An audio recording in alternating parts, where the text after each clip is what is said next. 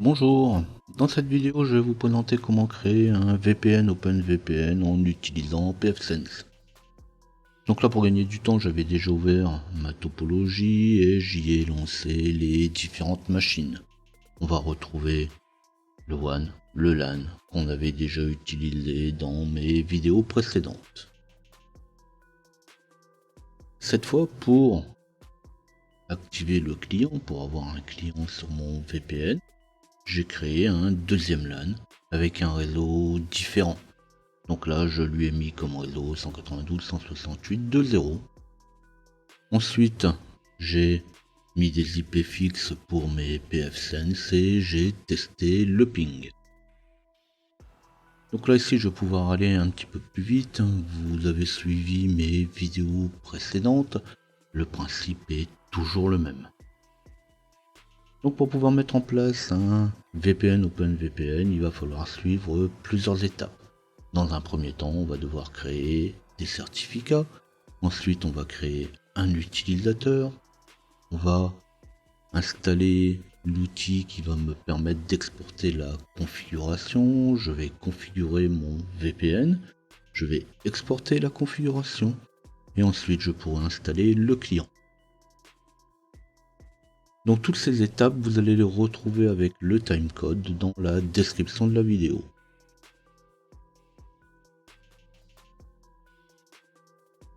Donc je vais commencer par créer les certificats pour mon serveur. Donc comme on n'est pas sur l'internet, comme on n'a pas d'accès depuis l'internet, je vais devoir créer des certificats auto-signés. Donc avant de créer un certificat auto-signé, il va falloir d'abord créer une autorité de certification. Donc si c'est pas fait, vous rouvrez votre pfSense et on va se rendre dans Système. Dans Système, je vais aller dans Gestionnaire de certificats. Dans le gestionnaire de certificats, je vais cliquer sur ACS, sur la création d'une autorité de certification, et je vais aller cliquer sur le bouton Ajouter. Et là dans mon formulaire, il n'y a pas grand chose à remplir.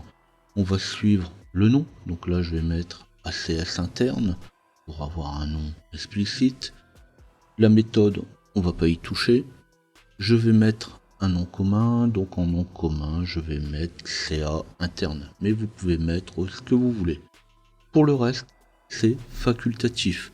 Maintenant, si vous voulez remplir le pays, la ville, votre organisation, vous pouvez le faire. Et sinon, on peut se rendre directement en bas de la page et on enregistre.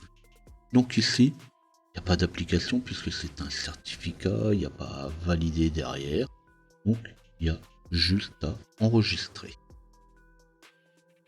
Quand c'est fait, maintenant que j'ai mon autorité de certification, je vais pouvoir aller créer un certificat pour le serveur. Donc je retourne, ou si je suis déjà, eh bien je vais continuer, je vais aller dans le gestionnaire de certificats. Et puis je vais juste cliquer sur l'onglet certificat et je vais aller ajouter un nouveau certificat. Pareil, on va remplir le formulaire. Tout comme l'autorité de certification, on n'a pas grand chose à y ajouter. On va lui mettre un nom descriptif, pfSense. On va choisir au besoin l'autorité de certification. Si on n'en a qu'une, généralement elle est déjà pré-remplie. Et puis je vais mettre le nom commun, CA serveur, pour lui dire que c'est mon certificat de mon serveur, où on met l'adresse IP. Généralement, c'est ce qu'on fait en nom commun, on met généralement l'adresse IP de serveur. Puis on a les attributs. Le type de certificat, le type de certificat c'est un certificat serveur, et puis on va lui mettre un nom alternatif. Généralement, dans le nom alternatif, on lui met son adresse IP. En nom commun, l'adresse IP, et on peut rajouter plusieurs noms alternatifs. Donc ça, c'est une question d'organisation. Donc ici, je vais mettre le certificat que je vais utiliser pour mon VPN avec le VPN distant. Et forcément, je termine en enregistrant mon certificat.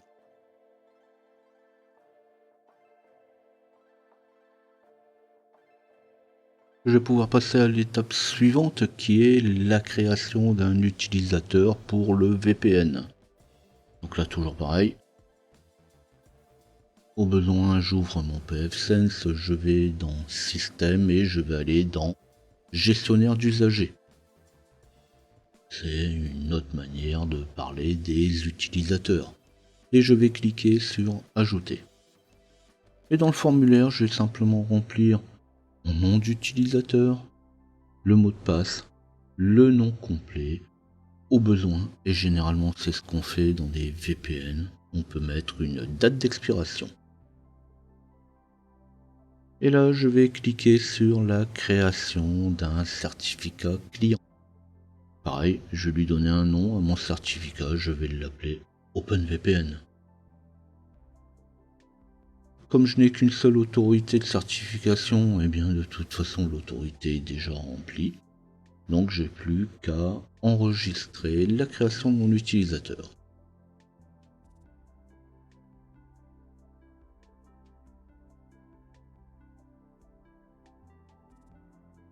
Alors on va passer à la configuration de notre OpenVPN. Avant de configurer le VPN, on va d'abord installer OpenVPN Export sur le serveur. Donc pour ça je vais aller dans Système, dans Gestionnaire de paquets, et je vais me rendre dans les paquets qui sont déjà installés sur le serveur. Donc s'il n'est pas installé, on va pouvoir se rendre dans l'onglet Paquets disponibles. On va chercher OpenVPN client export, ou tout simplement on va descendre dans la liste. Alors OpenVPN client export va permettre d'exporter la configuration. Donc on va voir que c'est quand même beaucoup plus facile. Donc forcément, je vais l'installer, ce qui m'évitera de devoir me créer ma propre configuration d'exportation. Et je vais cliquer sur plus install. On confirme et on va laisser le paquet s'installer. Donc suivant la connexion, suivant la vitesse de téléchargement, il faudra environ 10 à 15 secondes. Et puis il faudra aussi compter parfois un peu plus de temps pour l'installation. Donc ça dépend toujours des performances, ça dépend du réseau, ça dépend d'un tas de paramètres. Et quand c'est fini, eh bien on revient sur les paquets installés et on va retrouver le paquet OpenVPN client export. Alors pour l'instant on va pas tout de suite l'utiliser, mais il sera utile une fois que ma configuration de mon OpenVPN sera terminée. Et justement, je vais passer à la configuration de mon OpenVPN. Donc là toujours dans pfSense, je vais me rendre dans mon VPN et je vais choisir OpenVPN. Et là je vais pas m'embêter, je vais cliquer sur Assistant. Et l'onglet Assistant va me proposer directement toutes les étapes qui vont me permettre de configurer directement mon OpenVPN. Donc là on va le laisser par défaut sur Local User Access. Donc on va lui dire qu'on laisse un accès local pour les utilisateurs. Et je clique sur le bouton Next. Et là on voit que sur les 11 étapes, je suis déjà arrivé à la 5e. Donc ça va quand même aller relativement vite. On laisse l'autorité de certification qui est proposée. Si on n'en a pas, on peut quand même en créer une à cet endroit. Et bien sinon, je clique sur le bouton Next. Et on va choisir le certificat du serveur. Et là c'est pareil, si j'en ai pas, je peux en créer un à cet endroit-là. Pareil, bouton Next. Et ensuite je vais avoir une longue page de configuration du serveur. Bon. Même si presque tout va être laissé par défaut. Par exemple, je vais pouvoir ajouter la description de mon VPN. Donc par exemple, je vais mettre OpenVPN. Par exemple. Puis je mets les paramètres de cryptographie. Donc là c'est pareil, je vais les laisser par défaut, c'est amplement suffisant. Je vais devoir configurer les paramètres du tunnel.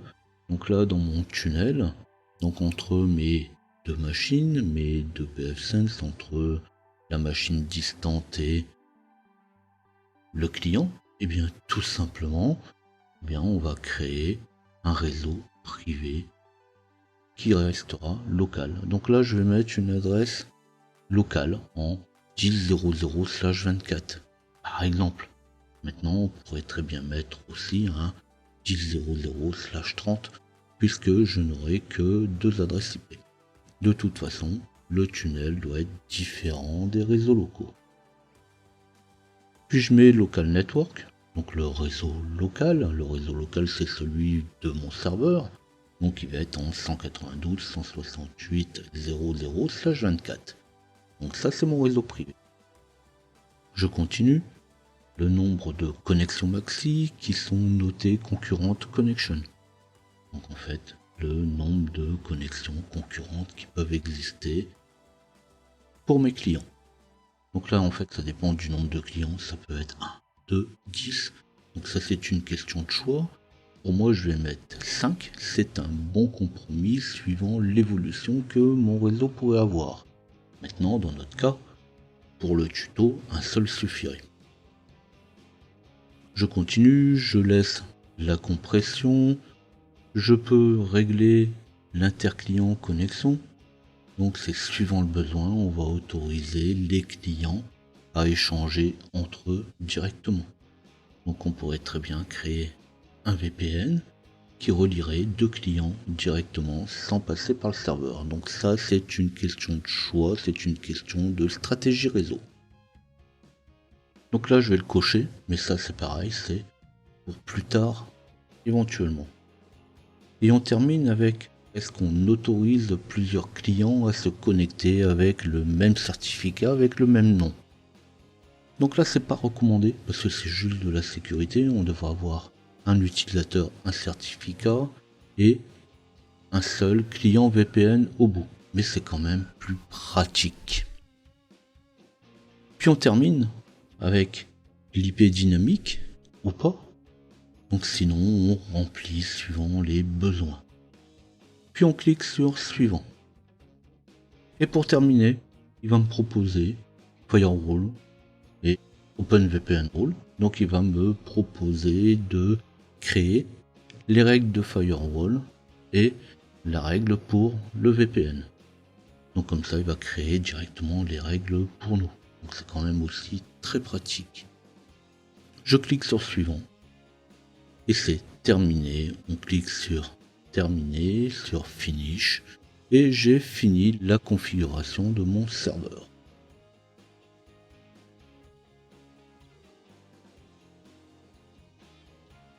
Donc cette fois je vais pouvoir passer au client.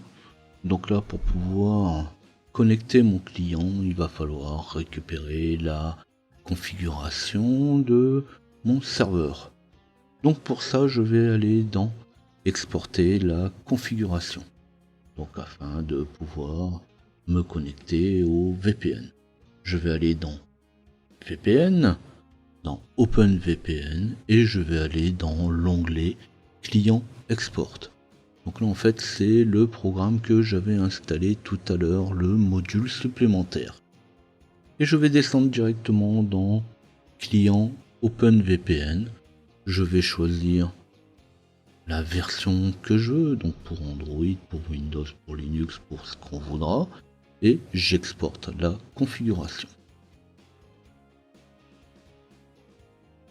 Donc une fois que j'aurai récupéré la configuration, une fois que je vais pouvoir l'exporter, je vais me retrouver avec un fichier MSI, avec un fichier exécutable, avec des PKG. De toute façon, ça va dépendre du format qu'on aura demandé pour l'exportation.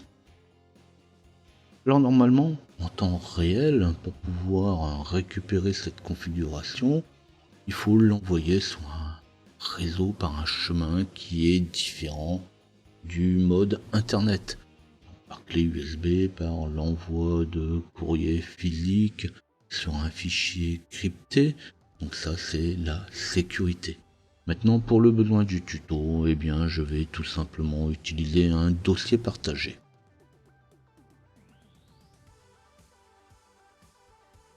Et je vais pouvoir me rendre au niveau de mon client. Donc là, sur mon client, je vais pouvoir installer, puisque là, c'est bien justement le module d'exportation m'a exporté un fichier qui est directement installable. Donc je vais pouvoir installer directement le logiciel sur mon client. Donc là, je l'ai dit juste avant, je devrais l'avoir récupéré sur clé USB, par courrier, par tout ce qu'on voudra. Bon bah là, je vais le récupérer par le réseau. Donc justement, c'est spécialement pour la démonstration. Et puis, je vais l'installer. Donc là, pour l'installer, il me faudra quelques secondes. Il va tout simplement ajouter le logiciel de pilote du VPN. On termine avec le README, on le lit ou on ne le lit pas. On ajoute un raccourci sur le bureau. Et on peut laisser démarrer tout simplement avec le système. Et quand il va démarrer, il va me demander mon nom d'utilisateur avec mon password. Donc c'est le nom de l'utilisateur qu'on avait pris tout à l'heure. Donc on a créé notre utilisateur et il va pouvoir se connecter à mon pfSense. Et par conséquent, il va se connecter de toute façon sur le reste du réseau. Donc quand il va être connecté, il va m'afficher un message qui m'a dit que le VPN est maintenant connecté.